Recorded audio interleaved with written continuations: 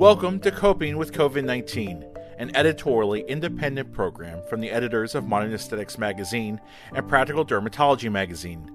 In this episode, Drs. Joel Cohen, Doris Day, Steve Dayan, Michael Gold, Mark Nestor, Joel Schlessinger, and Amy Taub discuss long-term implications of COVID-19 on patient volume, revenue, staffing, and more.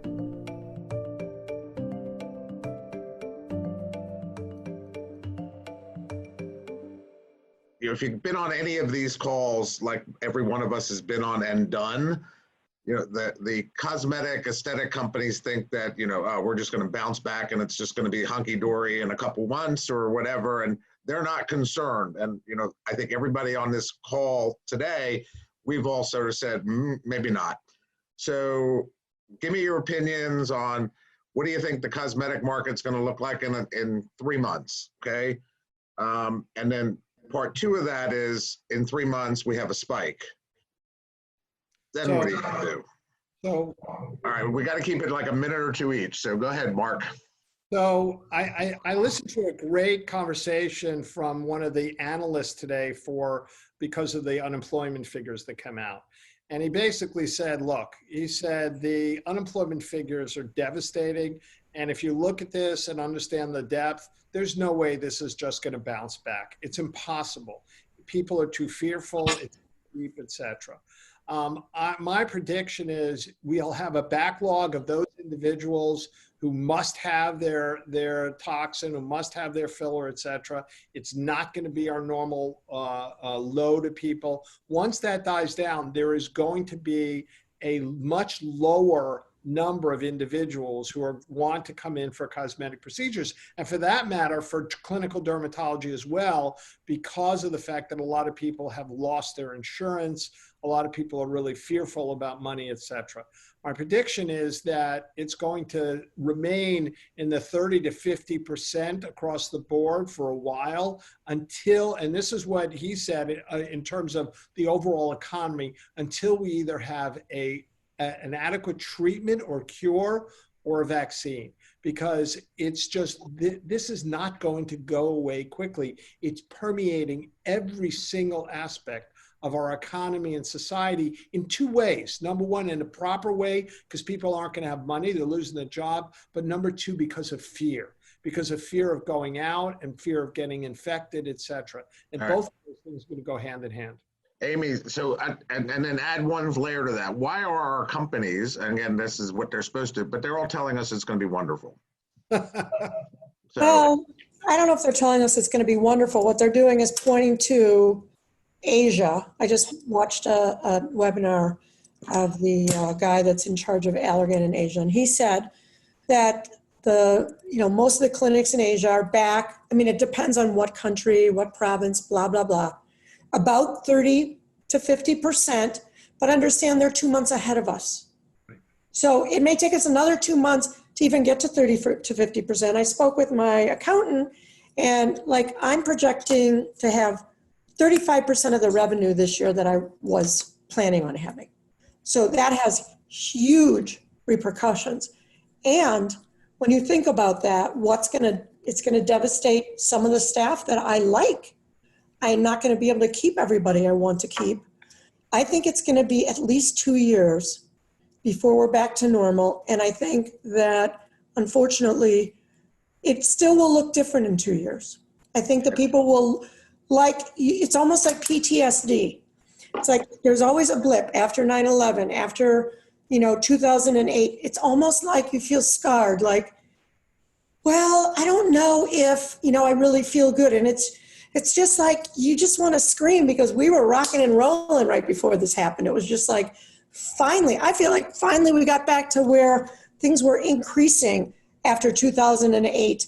Not that we haven't been doing well, but where people were just feeling loosey-goosey about the fact that it was okay to have, cosmetic procedures. It was acceptable. They weren't as scared about it. They had the money. All those things go into what drives our business. And I think to get back there emotionally, even if they find a cure for it in 3 months, let's say they find a cure for it in 3 months, I think it'll still take 1.5 years before we're back. So this is going to scar us deeply. It's going to be quite a long time. I'm sorry to say that, but I think it's the reality we need to prepare for. Joel Cohen.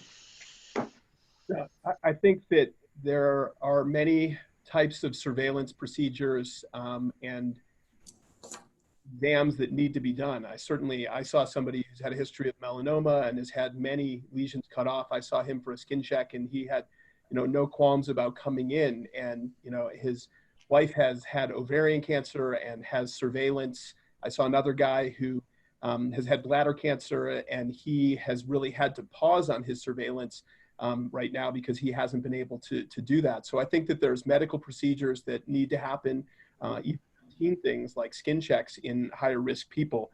I think that there is going to be a return to credentialing. I said last week on this as well, where people really want to see some of the people who have the most credentials in these things because they feel most confident in them doing the procedures, and also they feel most confident in them educating and training their staff and implementing these protocols for people. I think, flattening the curve, doesn't obviously mean that we're not going to have people that get sick. And unfortunately, I've seen already 2 people this week that lost loved ones in the past couple of weeks, and they haven't had a funeral for them. And they're still very emotional about it because they can't do anything. They can't get together. They can't have a funeral, and they can't have that closure. And sadly, they couldn't be there for the person when they were dying. And one of those patients, the family member, was a professional saxophone player, here in Denver. And it's really, really tough. The question was he exposed, taking deep breaths when he was performing? So I think this is going to change really, many of people's experience going to a restaurant, going to a club, going to different things, probably for a long, long time. I will say that in terms of, one thing that we keep hearing about hypochlorous acid, and one of my favorite movies was My Big Fat Greek Wedding, where they used Windex for everything. And I know they made a part 2, but I fully expect them to make My Big Fat Greek Wedding part 3 and just use hypochlorous acid for absolutely everything in that movie. All right, Steve, Dayan, what do you think? So the logical side of me agrees with all of you, but the philosophical side of me says no, that we're going to pop back quicker than we think. And I'm not an economist, but half the population is under the age of 35. And they don't feel this the way that we do in our age group does. They're not seeing it as much. And if you talk to them, they're like, okay, they cannot wait to get back out there. They can't wait to do things. And I'm surprised because we started taking appointments. I couldn't believe how many patients are calling. And I agree with Mark, and I think it was Doris said, we're going to have an early bolus of patients. And the economy is going to be bad. And my patients are sensitive to it. But I also think that we're going to start to get some solutions to it. I think we're going to become less fearful of this as we tend to live with it like we do with HIV. And people have short memories today. And wanting to look good and feel good has always been there. So I'm gonna go to the optimistic side and say that we're gonna pop back quicker than we realize, and it's not gonna be as bad. Good. Joel Schlessinger. I feel that a couple of things. Number one, there's so many different ways this can go. None of us will ever know, but I think that it's so very important that we retain our capital, that if you have expenses, you carefully examine every single expense, whether it's for your office, whether it's for your home, because there will be a potential of some real pain out there. I suspect that I will probably, on the low side, have see 35 to 40% of my income this year, no more than 50% of the income compared to last year. If I earn 50%, I think that'll be a minor miracle and it'll be a celebratory moment.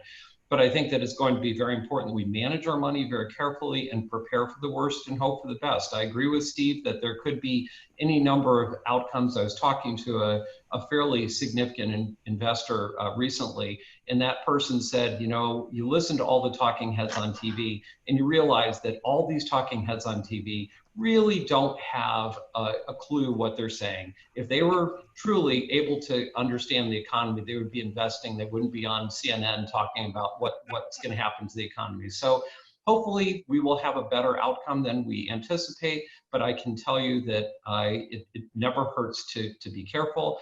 And also be careful with yourself and with your staff. We are doing a lot of things, and I think that we don't understand the impact of what we are doing on our staff. And so it's going to be very important that we protect them, that we screen patients. I've turned down several patients that have concerning things, such as they were exposed to COVID a couple of weeks ago, they were exposed to COVID the other day in a nursing home. And we just say, you know, come in 2 weeks. We will be here. We will take care of you. But you don't have to take everybody. There's no heroic thing if you're doing, you know, a Botox on or a Mohs procedure on somebody who's then going to infect your staff. So be careful and be safe, and hopefully we'll all get through this together. All right, Doris. So I agree. I'm an optimist, and I am a hope for the best, prepare for the worst type of person. So my strategy has always been to have a low overhead so that I don't feel the pressures. I don't work from my office. And so if my office is down, I know that I don't feel that pressure or that pain. And that's something I'm going to revisit, is look at the business model of my practice and look at other avenues that I can have. I'm building my skincare line. I just relaunched my website with using Shopify, and I'm going to look at other platforms and ways that I can reach people and patients. And I think that as we have adversity, we also have opportunity. And this is an opportunity for us to find ways to be creative so that we can take a bad outcome, you know, a bad situation. It's not a bad outcome, it's a bad situation, and make us have a really good outcome it's like, what a blessing that we were able to sort through this time. We didn't ask for this, and it's heartbreaking to hear these stories about people dying who were otherwise healthy, who had many years left in their lives, who were taken down by this. And that does instill fear when you hear those stories. But we have to balance that out and say, okay, where's the opportunity to celebrate life and our skill set and our education and what we have to offer. And I believe that what we do is important. It's as essential as what any other doctor does for their patient. We are life affirming, and I want to find a way to continue in that vein. Good. All right, and I'm just thankful to have all you on the call for a little while. This I think this series has been great. You know, you know me all as the biggest optimist. I mean, this is what I'm scared in the long term of this. And I made a comment on the MCAS call. You know, if we go through waves of this spiking and and we have to shut down a couple more times, whoever plays golf can meet me on a golf course, because that's where I'm going to end up for the rest of my life, and I'm not going to be doing this much more. I think that's also part of it. We're of the age that it's, you know, most of Cindy, she doesn't want me home until I'm 90. So at some point, you know, if we don't get through this, you know, as Amy said, it's not going to be fun. We have more fun practicing our craft than any physician group. And that's why we do what we do. And that's why we always smile and we are optimistic. So I'm just hoping, you know, that we're able to, you know, get back sooner than later. Tennessee is a weird state. Our numbers are going up and they're opening up everywhere. And, you know, I mean, that's okay. I will take the precautions, but, you know, like Doris said, if somebody's not wearing a mask, I'm going to sort of go around them. I don't want it. I'm comfortable with people with masks right now. And I think just have to be cognizant of our surroundings and everything.